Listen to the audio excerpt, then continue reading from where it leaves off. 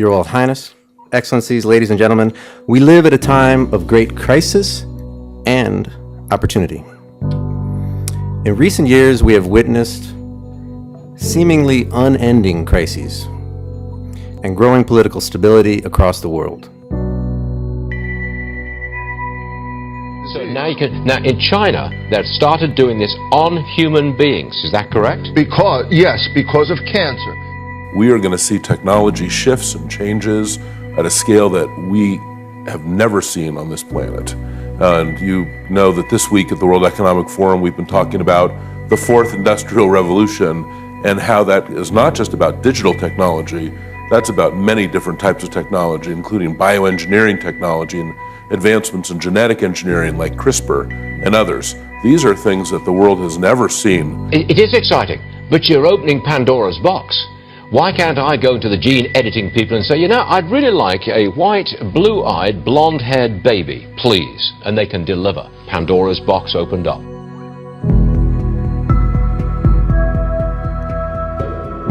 New at 6, when you think of facial recognition, you probably think of a sci-fi movie or a high-tech company, but what if we told you that facial recognition technology is being used all around us? And it's actually reading how you feel.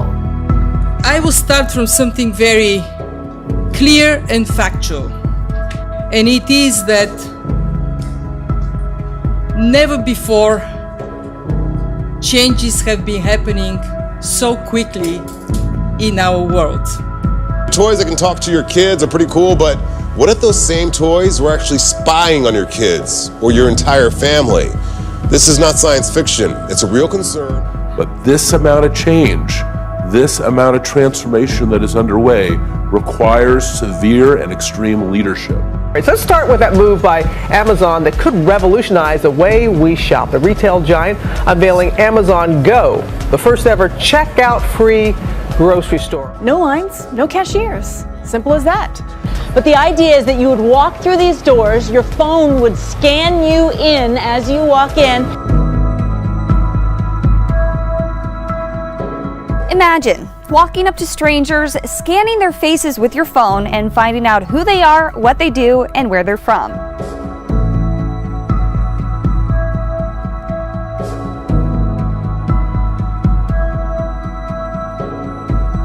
It is a step towards the complete erosion of anonymity in public space.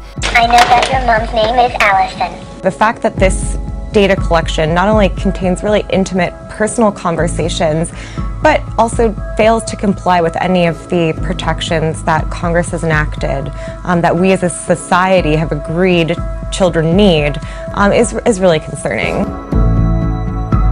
You know, Andrew, I used to always be puzzled when people would talk about fear of technology and change, because the evidence is quite to the contrary.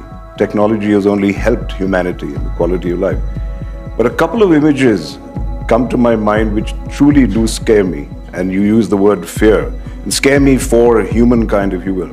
One was very recent. I was in New York and I was at dinner with my family, and next to us there were four young girls having some kind of teen get-together.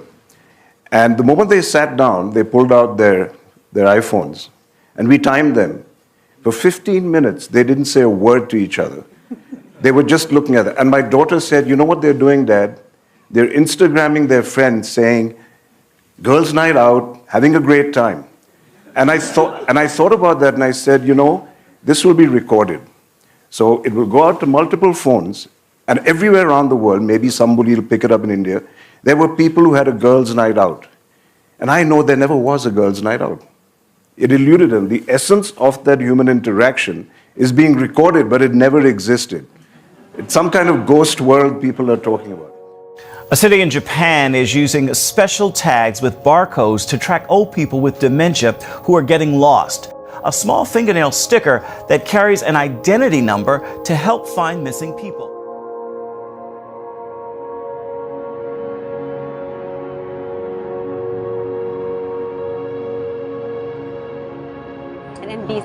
Disney is telling NBC News it does not have an agreement with the toy maker, and they were actually not even aware that Disney products were in Kayla's script. Is she off? Yes, she's We can talk about her now. Just want to make sure it was okay to speak. This was an episode of The Twilight Zone. Yeah, exactly right. This is Westworld. And the rate of technology change is getting faster. You know, we are servants to this spirit of technology. This is happening. It's not any one person or any one organization or one company or one country. This is happening. It's the leaders that need to step up and acknowledge that the world is changing and they need to do things now to make the world better. All right, for the first time in American history, deaths caused by heroin use have surpassed those caused by guns. As a journalist covering this, it was very emotional. Oftentimes, we get to see things, we get to witness history quite a bit. But the human toll that this is taking on families, Richard, I did not understand the scope of how devastating this is. And life expectancy in the United States has dipped slightly for the first time in decades. They overdosed on heroin right there on a sidewalk.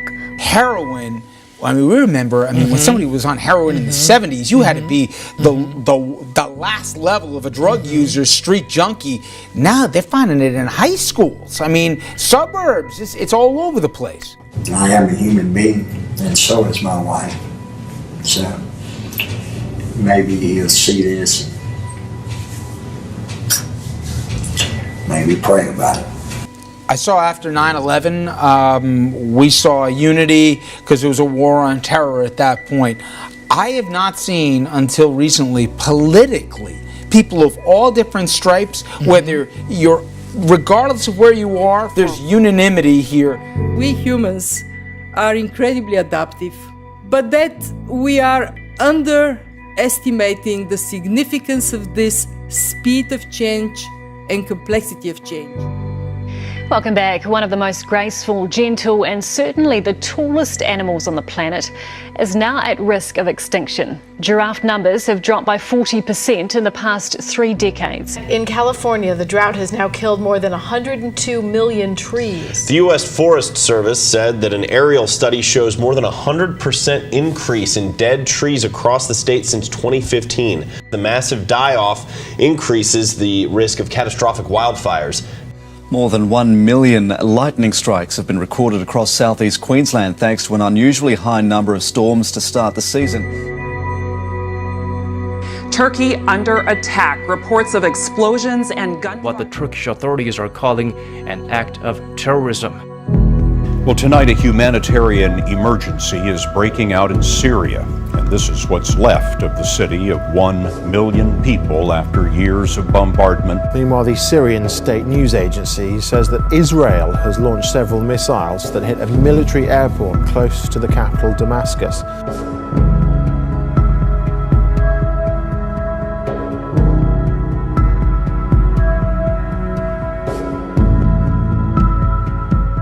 Things that I think is so essential to free and open societies is freedom of thought. And up until now, the conversation we've been having is around freedom of speech. Once we can access people's thoughts and access people's emotions, we have to create a space that enables people to think freely, to think divergent thoughts, to think creative thoughts. And in a society where people fear having those thoughts, the likelihood of being able to enjoy progress is significantly diminished.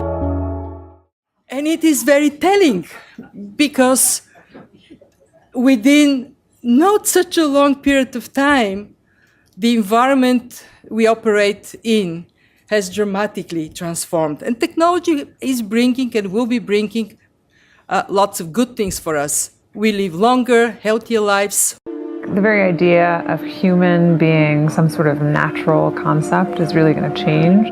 Our bodies will be so high-tech, we won't be able to really distinguish between what's natural and what's artificial. And it's an implanted microchip or wearable ring that can be used to buy or sell or store business, financial, and biometric information. The device was developed by a multinational company called Etisalat, based in the United Arab Emirates. And according to Newsweek Middle East, the device also lets people share whatever information they choose, either personal or financial, with someone else who also has the ring. I'm sorry, I can't resist the temptation of a Star Wars analogy, but you know, the Force is a force that can be misused or used. If it's used for the good, you're a Jedi. If it's used for the bad, you're a Sith member of the Empire. I think the choice we have to make is, do we want to be Jedis or do we want to be Siths? And that's, I think, the message of the conference this week, is that there is a leadership void in the world.